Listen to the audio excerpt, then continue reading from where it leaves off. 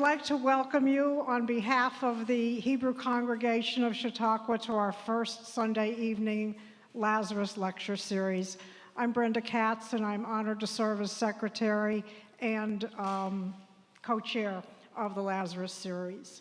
Want to welcome and thank Amit Taneja and Shannon Rosner from the institution for joining us. And how many are here for the first time? A special welcome to you, and a hearty welcome to our returning fellow Chautauquans. This evening, as you probably are all aware, our topic is about the Chautauqua dialogues, and it will be presented by Lynn Stahl and Roger Debke. And let me just tell you a little bit about them, both very well-known Chautauquans. Lynn first came to Chautauqua in 2003 when her husband, Rabbi Sam Stahl, served as the theologian in residence, and they have been returning to this very special place every year since. Lynn and Sam live in San Antonio, where Lynn served as the director of family life education at Jewish Family Service of San Antonio for 23 years. She has been an active volunteer throughout her life, serving both the Jewish and general communities. She was the founding president of Thrive Well Cancer Foundation in San Antonio. Each summer at Chautauqua, she co-chairs the Chautauqua Dialogues, which encourages shared ethical and civil discourse. Lynn has been dedicated to creating a climate of openness and sensitivity to the other. Roger Debke has been active in the real estate development and finance business in California since 1960, where he and his wife Judy reside. This is Roger's 17th year at Chautauqua. The 2 o'clock Department of Religion lectures had a life-changing effect on Roger that resulted in his obtaining additional education that provided structure to his interest in religious and spiritual life. He originally became involved in the Communities and Conversation program sponsored by the Department of Religion in 2010, which was the forerunner to the current Chautauquan Dialogues. Roger has served as president of the Unitarian Universalist Fellowship of Chautauqua for the past 8 years. Like the Hebrew congregation, it is a 9-week summer congregation. Many of their members, as the Hebrew congregation, have other affiliation, but also support the fellowship, again, very similar to our congregation. Roger has been a very good friend to the Hebrew congregation, especially during last season, when we were all navigating the difficulties of COVID and short staffing. He very generously allowed us to use the UU audio system so that we could have the lectures last year here in Smith Wilkes. And they were so successful here that we have continued them here and hope that you will join us for the rest of the season. And now I would like to bring up Lynn and Roger and enjoy their presentation. There will be a time for questions at the end, and as you can see, we have a microphone there. And Lynn or Roger will let you know when they're ready for that. Thanks.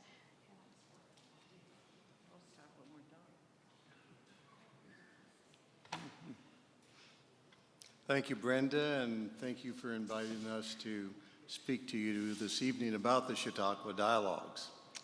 We really are so grateful to you for your support and your interest in this program that's so important to us.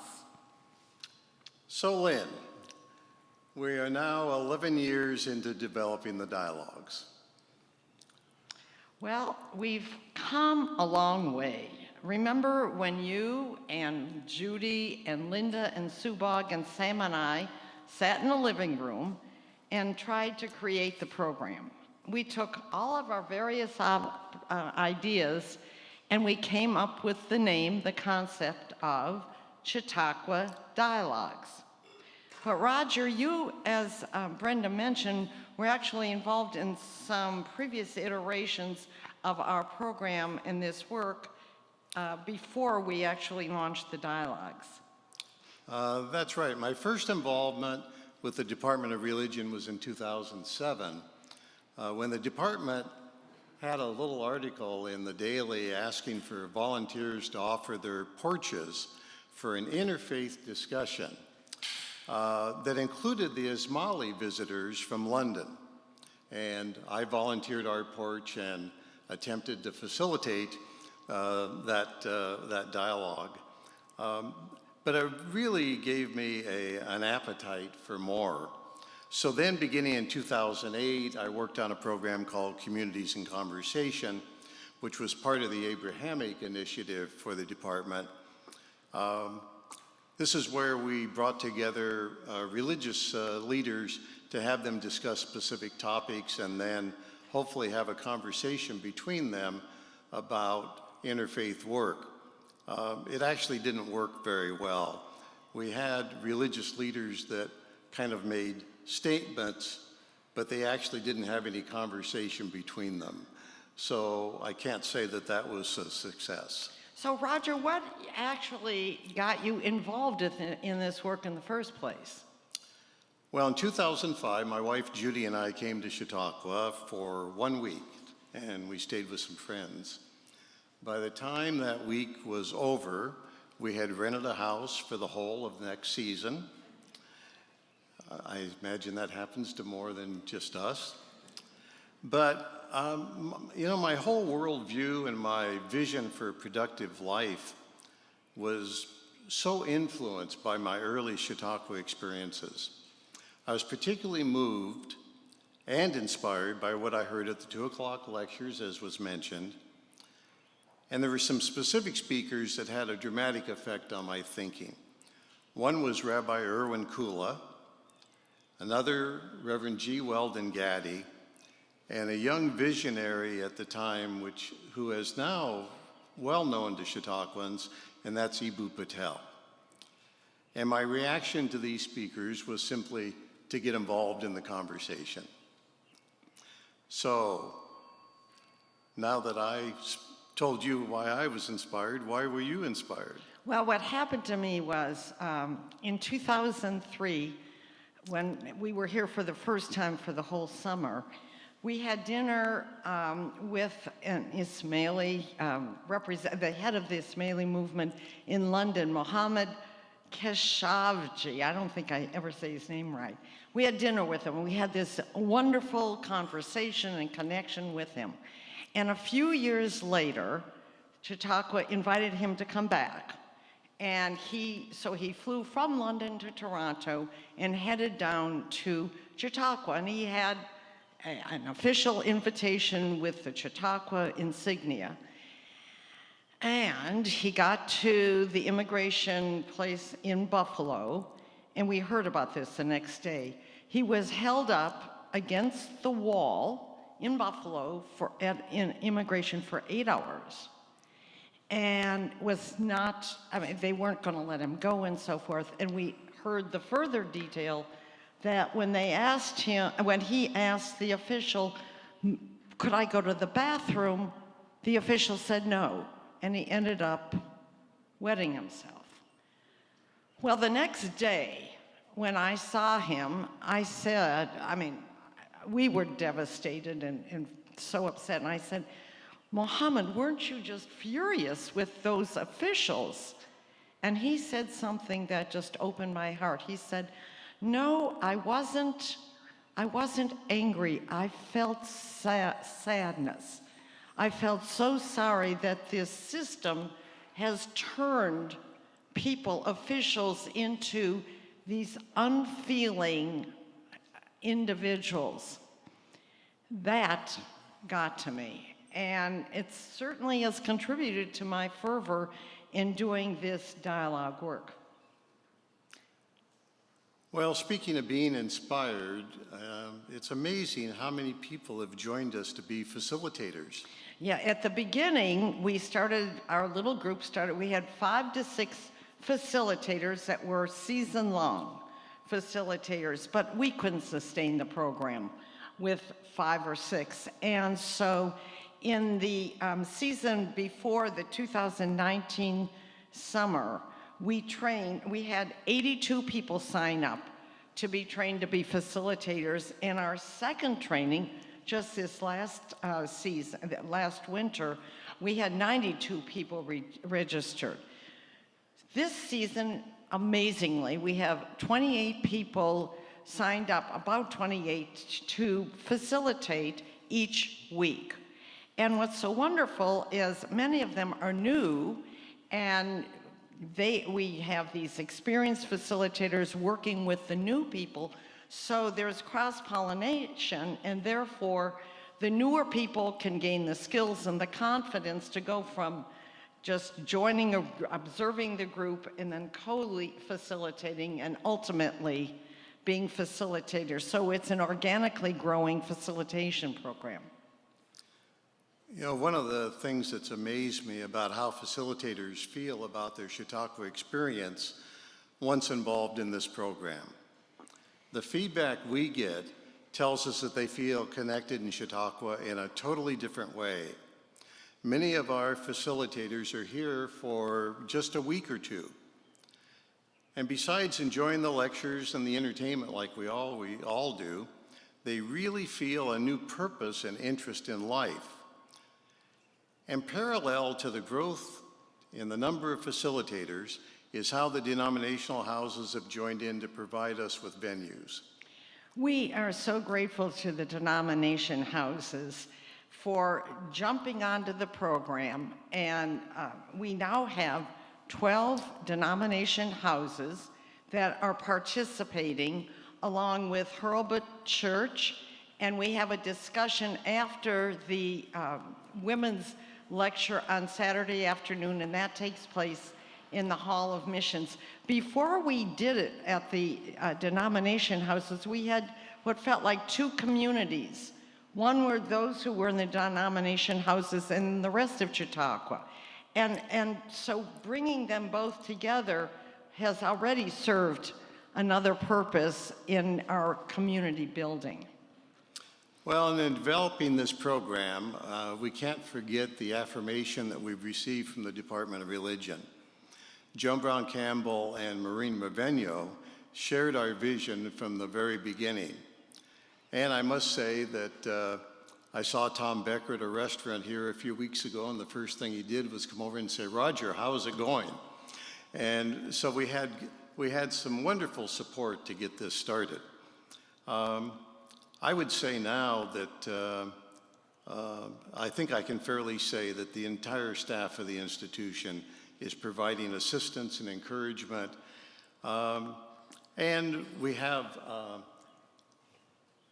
Amit Taneja, who I think was introduced a few minutes ago, but we also have Shannon Rosner here. And two people, again, who are providing us with a lot of support to make this program work. So thank you.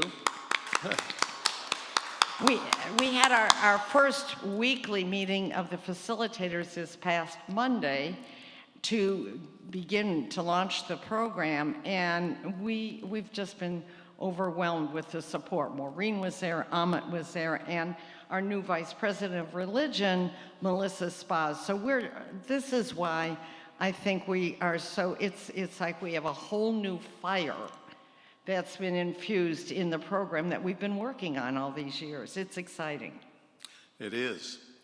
When I started my preparations for this talk, I looked back at the paper our originating group wrote as a foundational document for the program 11 years ago.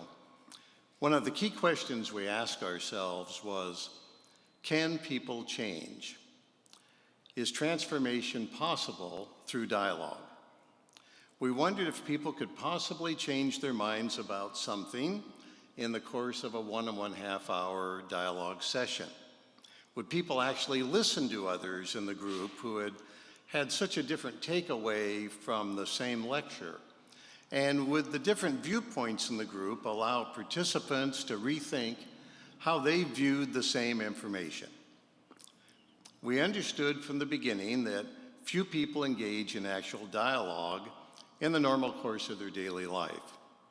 particularly with a group of strangers. We assumed they might be reluctant to be open and conversational.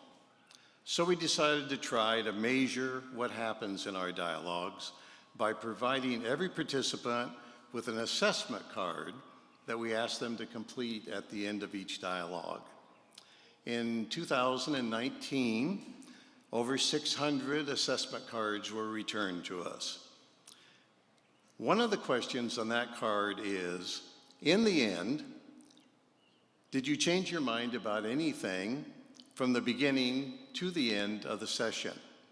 And those assessments have shown us that people, in fact, do admit to changing their minds during a dialogue. On another topic, I think it's noteworthy that so many of the methodologies we now use in our dialogues were developed out of our experiences, like the way we use name tags and introductions for a purpose that seems so simple, yet we learn to be very important. Yes, we emphasize it in our facilitator manual and in the training, our methodology, such as how we do introductions. So we ask people to only give their name and where they're from. We don't want them to recite their pedigrees and maybe they have a PhD in political science from Harvard, because that's going to shut down plenty of other people who are sitting in the group and starting to feel inadequate. We want the participants to feel comfortable to be able to share what they've gotten from the lectures, how they're reacting to it, and not be intimidated. We want that level playing field. And too much information from someone whose need is to impress can interfere with that kind of dialogue. Well, you mentioned the big idea, and this is an important part of our dialogue program. So let's talk about an early challenge, figuring out how to best start the dialogue in each session. We had a real challenge in the beginning with very strong participants who wanted to tell the group what was really important, at least in their mind, and wanted to dominate the session from the beginning. So you have to understand, when we first started, the Department of Religion gave us Shelton Hall, which is pretty far away from the Hall of Philosophy. We were only discussing the 2 o'clock lectures, and we only had these on Friday afternoon at 3:30. So you can, we had them at 3:30, so you can envision someone hears a lecture and they walk all the way across with their idea, okay, I'm going to this dialogue, now what am I going to talk about? And so by the time they got to the Shelton Hall, they knew exactly what they wanted to talk about, and they, they were overflowing with their own concerns. However, we had formulated our own questions that the 6 of us had come up with, and that didn't seem to work so well with these people who had their own concept of what they wanted to talk about. So, step 2. Robert Franklin, who was the director of Department of Religion, started giving us some prompts. On Friday afternoon, we had these prompts, and the facilitators used the prompts. Well, again, this was imposing on the participants what we thought they wanted to talk about. And really what has come out, and I didn't say it, Roger brought it up, with the introduction, not only do we ask each person to say their name, where they're from, and none of their other particular pedigree, but one big idea that they would like to discuss, and we put that on the table and go around, and the facilitator makes note of it. Right. So developing what we call the big idea to start each session became an important tool for us. We train our facilitators to take these notes with each person's big idea very carefully, because what that does is it gives us the basis for the conversation. There's always a commonality. Our groups usually are composed of about 15 people. And what we're able to do by writing down everyone's big idea is that we will find a common element that resonated with 4 or 5 people. And what that allows us to do is to start the dialogue with that subject. That becomes the topic for the dialogue. And it becomes what the participants want to talk about, not what we think they might want to have talked about. And it's become an extremely effective tool for us. Because several people have the same takeaway, we know we can develop what we call a thread of conversation. And when the facilitator feels that the first thread is running out, because of the notes they've taken, they know what the next most common thread was, and they know where to start another conversation. So the experience we had at Shelton Hall made it apparent that at time, there were monopolizers and flies on the wall. So Roger, do you want to talk about how we deal with the monopolizers and the flies on the wall? Well, first of all, I mean, we train our facilitators to become comfortable with interrupting someone who wants to monopolize the conversation. We say with firmness and grace. No one in a group wants ranting and long diatribes. And the groups are designed to encourage conversation and exchange ideas. So this was really our not imposing our thoughts on the group really came out in Living Technicolor this summer that we had the lectures on kind of esoteric or way out religions. I don't know how many of you remember when the head of the Church of Scientology was going to speak here. Some of you are nodding. Well, people on the grounds were furious. How could you bring this wacko religion into Chautauqua? And the controversy was overwhelming. And so we kept thinking, oh, how are we going to deal with this and so forth. It was on Friday afternoon. So our facilitators had met and how we're going to deal with it and all and so forth. And Roger and I had identical experiences in our groups, and the others did as well. So we walked in and, asked each person to introduce themselves and give us their one big idea. Roger in his group had the woman who was the head of the Church of Scientology announce she was. So, okay, that she was in the group.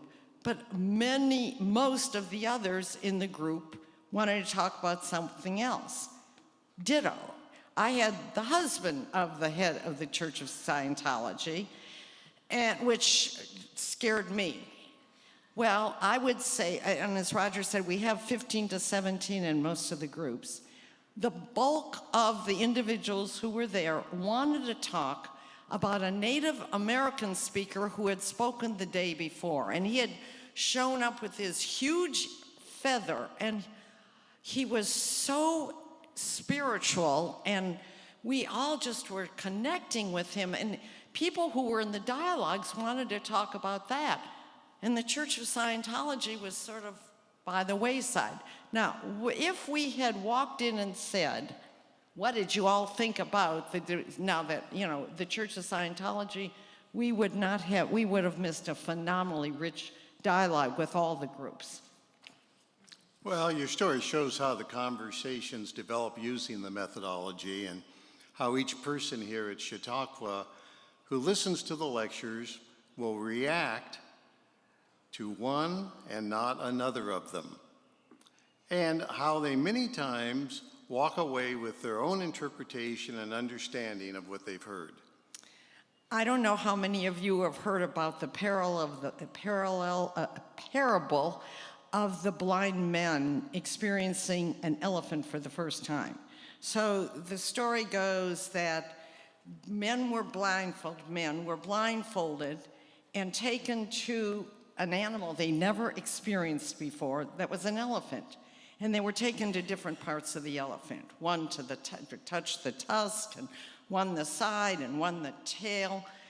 And after they experienced the elephant for a while, they were brought back into a group and asked about their experience.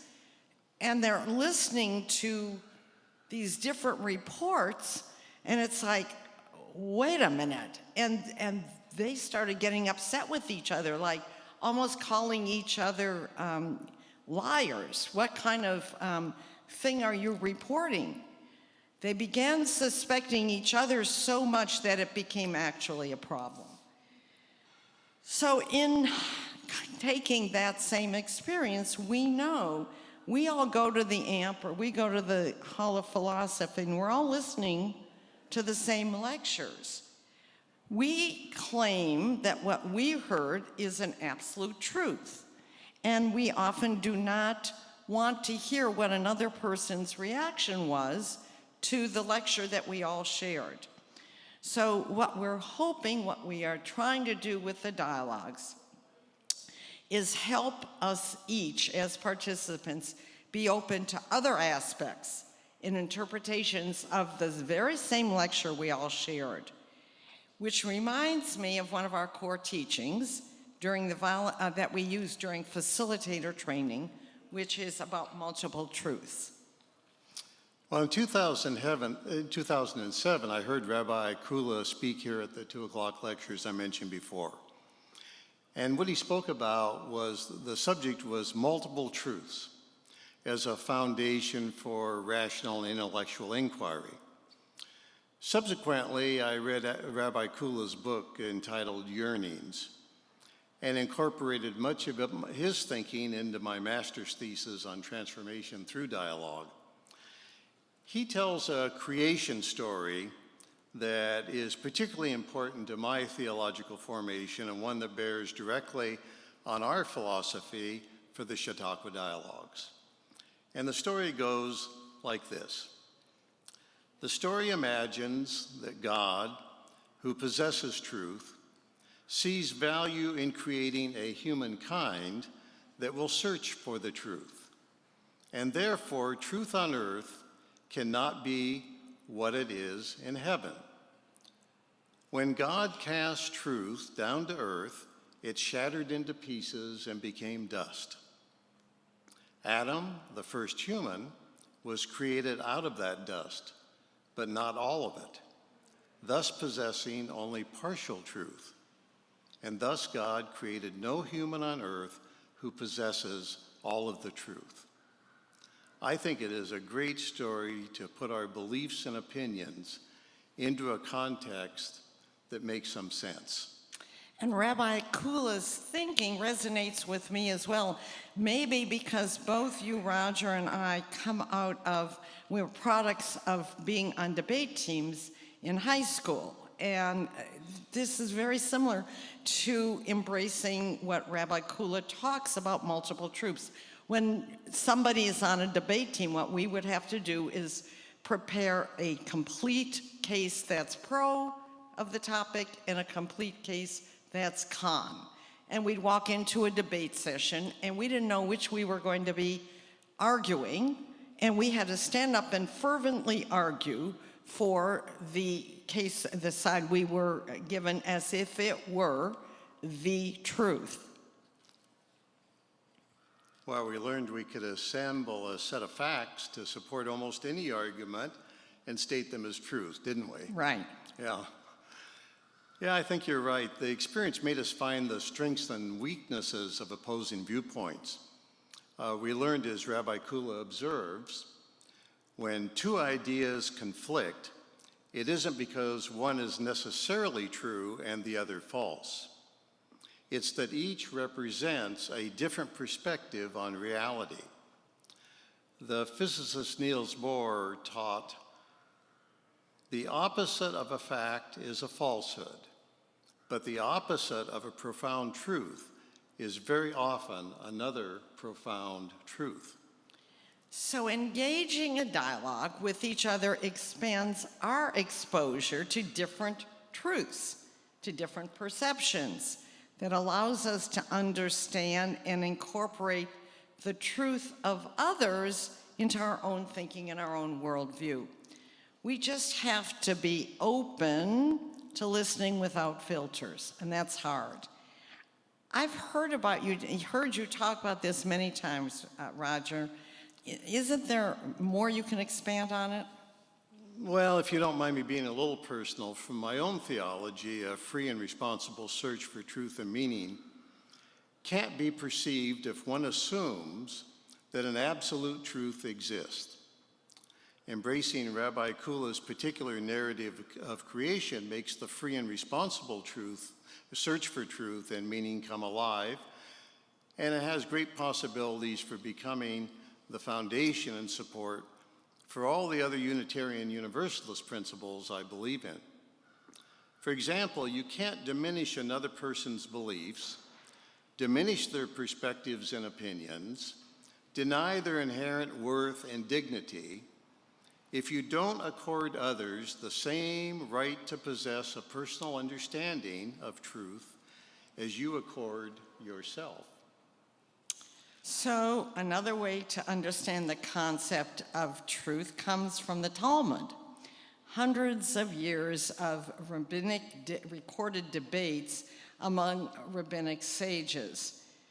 These discussions centered around the lived experiences and reached conclusions that were often in opposition of each other. Right.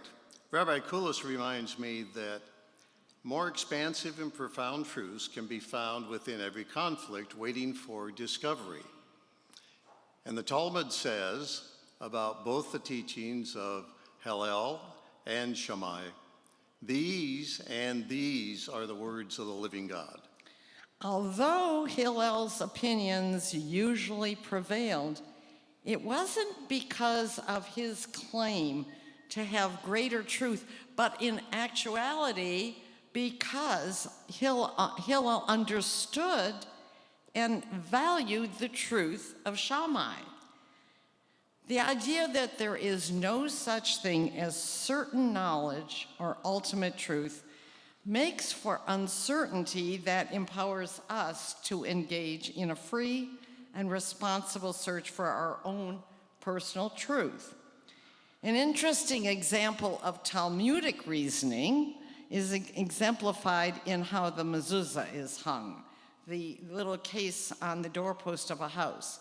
A grandfather and a grandson were debating should the mezuzah go vertically or horizontally, and what happened? There was a compromise, and as many of you know, the mezuzah with the scroll inside is on a diagonal, a slant going inward, where the center of Judaism in the home is. But that was the compromise that came out in the Talmud. Well, we think that this approach to truth provides the basis for reasoning, the weighing of alternative ideas, and making choices that make sense to us, leading to a community where we each have our own truths and our own knowledge according to our own circumstances. The particulars of our own experiences as perceptions of truth undermines any idea of fixed knowledge and dogma and creed. I think Rabbi Kula provided us with a foundation for civil discourse. As facilitators of the conversation, it's essential that we apply this understanding to each participant in the group. In and through dialogue, we have the opportunity to hear and to value the truth of others. And hearing the other is pretty important if you're actually going to have a dialogue. It certainly is, Roger. A vital part of our Chautauqua facilitator training and the dialogues involves listening. We've worked with our facilitators to not only listen to each participant, but ask the participant to listen to each other. So often in conversation and even in dialogues, participants aren't listening to what the other person is saying. Instead, they're sitting there formulating what they're going to say next in response to what somebody is saying.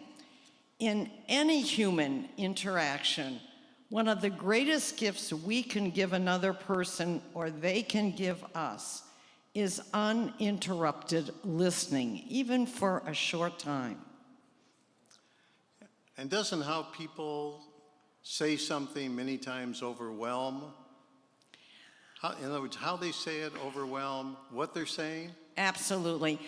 You've experienced this. Often there's a conversation and interchange, and we experience an unspoken message that belies what the words say. So, Roger, I can say to you, you know, I have a different take on what you just said, Roger. Or I can say, I have a very different take on what you just said, Roger. My dad used to say, Lynn, it's not what you say, it's how you say it. It's the meta conversation. What is underneath the words?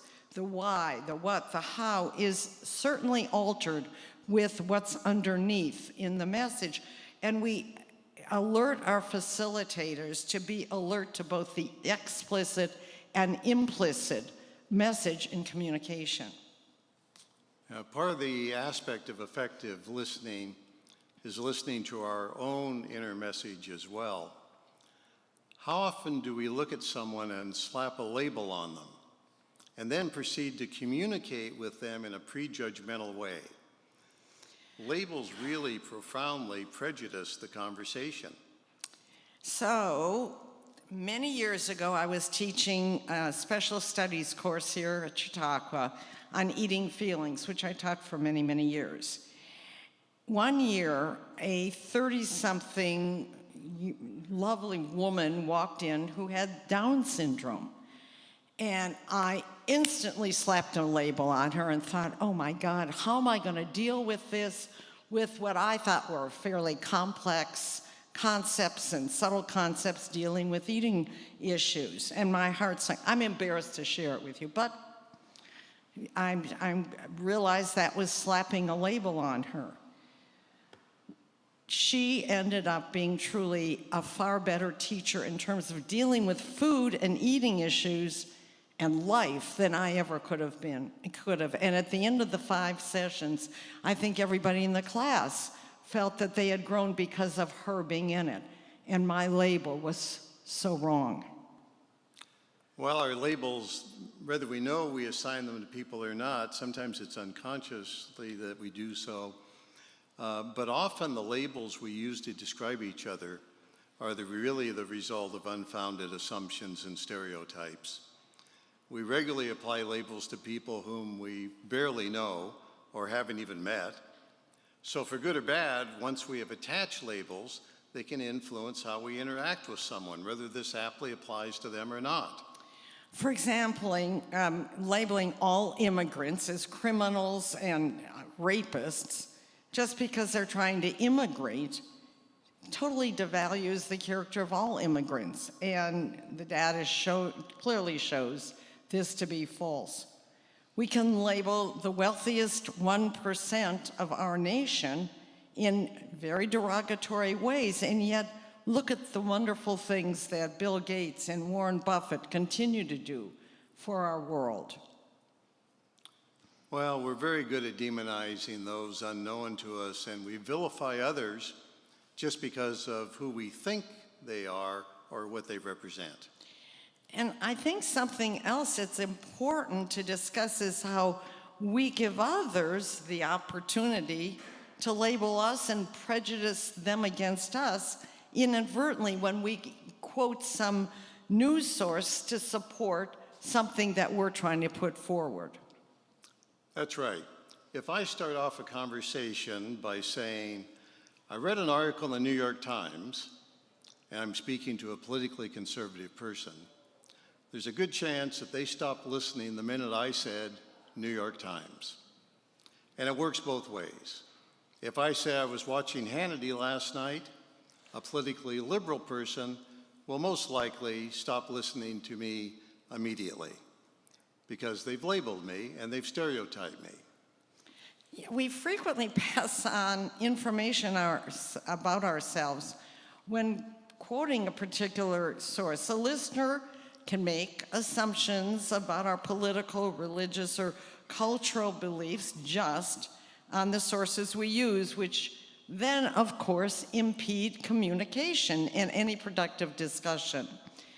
The solution in our dialogues is to ask our participants to refrain from quoting sources and instead use I statements, rather than saying, well, I just read in the Wall Street Journal or the New York Times.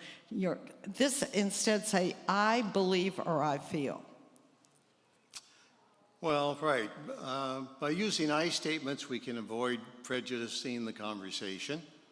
After all, what we know is that many independent public opinion studies have shown that politically charged cable channel news is a major source of misinformation for Americans.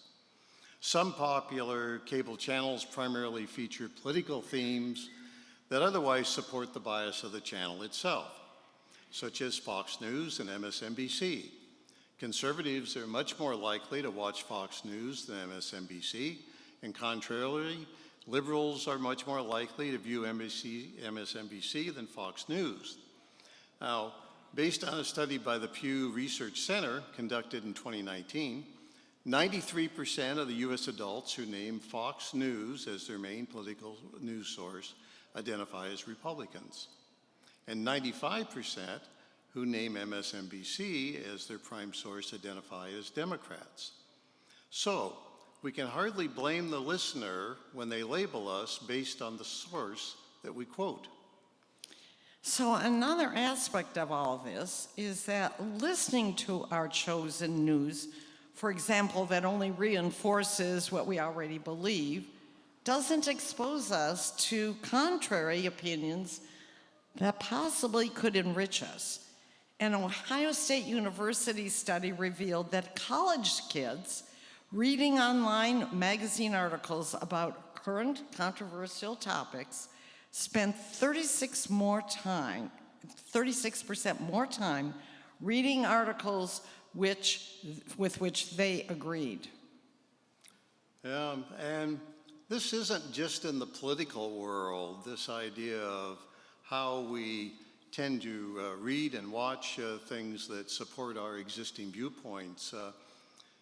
I'm amazed that in the investment world that I have a reasonable amount to do with these days, there's no shortage of information on stocks and bonds and commodity futures, and conventional wisdom suggests that any investor would want to have all the information available before risking his or her money. But one of the senior writers for Money Magazine, who really looked at a lot of studies in this regard, writes that this is not the case. He cites study after study that show that people are twice as likely to seek information that confirms what they already believe as they are to consider evidence that would challenge those beliefs. This is just one example of the materials we use in our training for facilitators. Our point is to make our facilitators aware of the forces that are having considerable effect on our population and how it impinges on people attempting to talk to each other.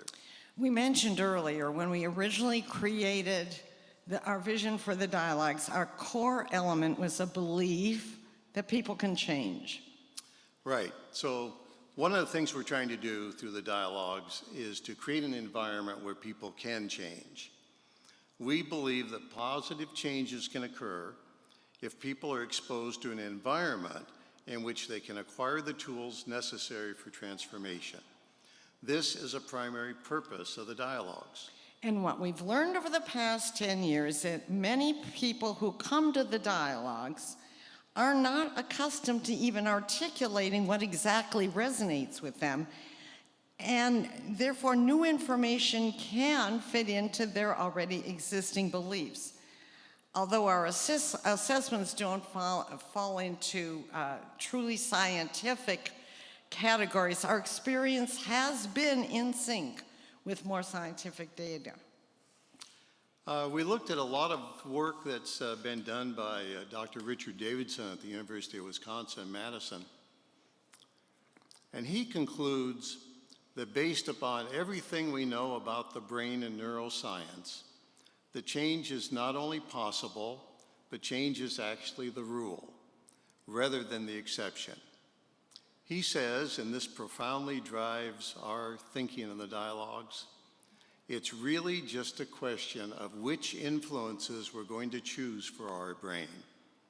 We believe that if you choose to walk into a dialogue this summer, you are choosing an environment that can be transformative.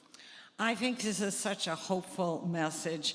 We know civil discourse right now is, it seems to be resulting in increased polarization, but ironically, civil discourse is essential to a diverse democratic society and the peaceful development of a beloved community. I think this is all about hope. We want to be a beneficial presence at Chautauqua, and we feel that what is happening now is very hopeful.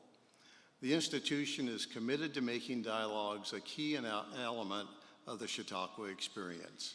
We hope to take the experience we have in developing these models for civil discourse and lifelong learning at Chautauqua to a much broader audience. We all know we have something very special at Chautauqua. It's a place where experiments in civil discourse can take part. Right, but these live models, like we have at Chautauqua at this point, need to be shared with others interested in such endeavors.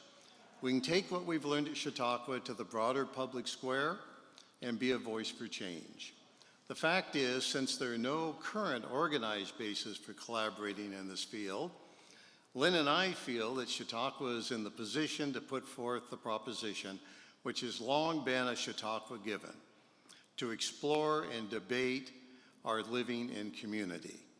It can put forth the proposition that the beloved community is not a collection of individuals who have left their particular histories and individuals, who have not left their particular beliefs and individuals behind, but they bring them forth to live in community. So I'm seeing Esther say, wrap it up. I want to say that, and we've got a few examples of how we want to take this out to all over the country where this kind of work is being done. This Chautauqua model, I think, can be a model around our country. So, Roger? Well, this is, in closing tonight, let me just say that in examining my own life, I realized that creating a spiritual life had to make sense and feel right to me and lead to some kind of meaningful practice. And I believe we all need some purpose in life, and I've been fortunate enough to discover Chautauqua and find purpose. As mentioned earlier, I went back and enrolled in seminary because I thought that that work would help me with the work I'm doing at Chautauqua, and I can certainly conclude that that was the right thing to do. But nothing's been greater than working with Lynn and developing this program. Our collaboration and mutual support has weathered the ups and downs, and we are both better human beings for it. She'll always give me more credit than I deserve. We would never be where we are if we did not trust and believe in each other. And I have used a tagline on my emails for many years since coming to Chautauqua to sum up my thinking, and that is, from the Golden State to the Empire State, we are better together. So Sam keeps telling me how I do best collaborating with others, and working with Roger truly as his assistant or sounding board or occasional editor has infused me with meaning in ways I didn't know what I was doing in my next chapter of life. I am beyond grateful to be able to have this opportunity to work with Roger and the entire institution in growing the dialogues. And this is at a time, I have to say, when I personally am dealing with such fear over what's happening in our embarrassing state of Texas, or the fragility of the United States and Israel, and the vulnerability of climate. So for me, doing the dialogues has been wonderful. We would love each of you to participate in the dialogue. I love the rabbinic sage who said, each of us was created individually. None before has ever been like us, and none coming after us. Bring your own voice to the dialogue. We would love to have you. Thank you again for inviting us here.